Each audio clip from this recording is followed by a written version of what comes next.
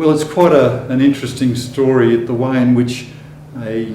small group of community-minded people were very concerned about a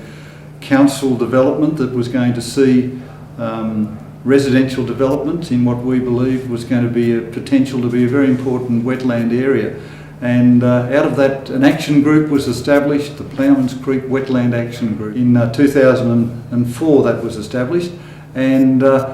that action group brought people together, and for the first time I think people were saying, look, this is important, an environmental issue that we feel strongly about. But unfortunately the action wasn't successful. Council resolved to develop the area that we were concerned about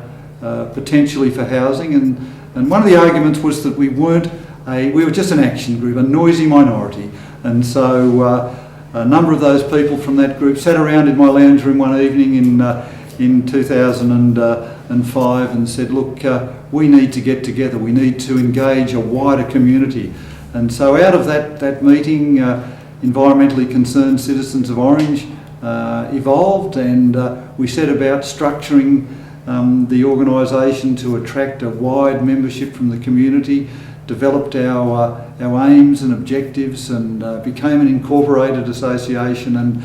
then went to the community and say, look, we're here to stand up for the environment, to be an advocate for sustainable development, and to be involved in community education as much as we can, to run events, to lodge submissions, to speak out on any issue that we felt would enhance the environment of Orange, that would make Orange a better place to live, that would make it attractive for people to come because it had an environmental conscience, and that any areas of development that were going to threaten some of our natural beauty or potential areas for restoration, that we would protect them and ensure that the future for everyone in Orange had a good, sound, sustainable and green background, if you like.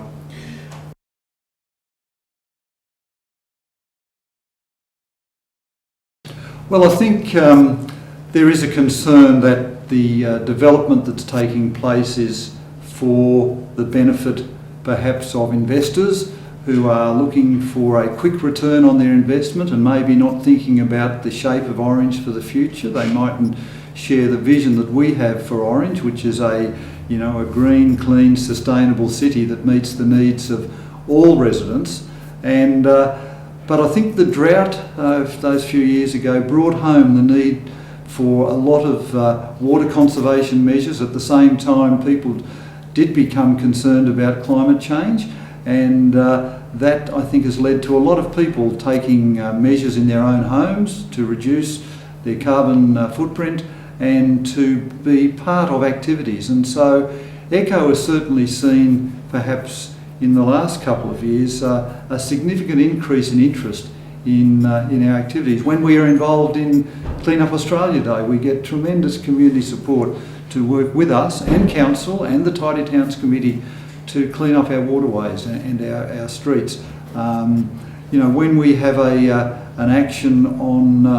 renewable energy, we had a march down Summer Street the year before last. We had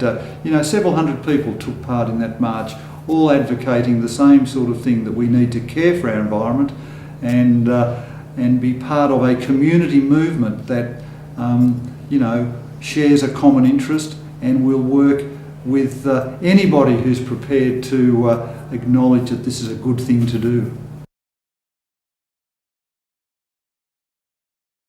Well, I think the most vital concern is that we're experiencing, as a city, significant residential development.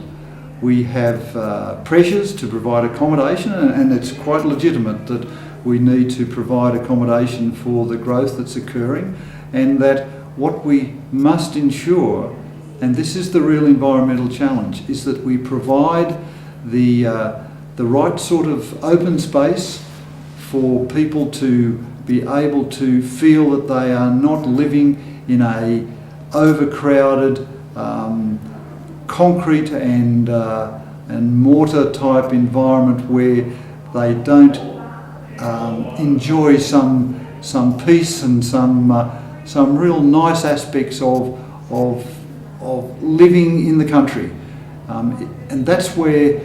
we need a group like ECHO, I think, to continually reinforce in the minds of the decision makers, of council, of developers, that as a city, Orange is situated in one of the most beautiful parts of New South Wales, that we have a range of natural attributes. We are developing a city that should sit comfortably within that environment, and people will want to come and live here. And I think that's what we're seeing. People are coming and they're saying, we love this city because of its open space, of its streetscapes, its parks and gardens, and plus all its other infrastructure of hospitals and educational establishments. So what we want to do is add value to all that and say we are an environmentally conscious city, and we're going to provide exactly the sort of advocacy to protect that and to make it even better.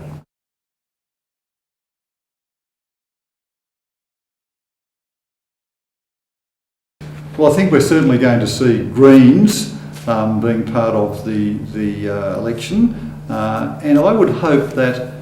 we would see more people who share our concerns about the growth of the city and the impact that growth is having on our natural resources, and that would, I think, add to the value of our council. So ECHO will be putting it to any candidates who put themselves up for election, you know, what are your plans with regard to environmental sustainability? Are you conscious of what we have and what is worth protecting and retaining? And will you be prepared to stand up for the challenges that occur when development might threaten some area of sensitive land?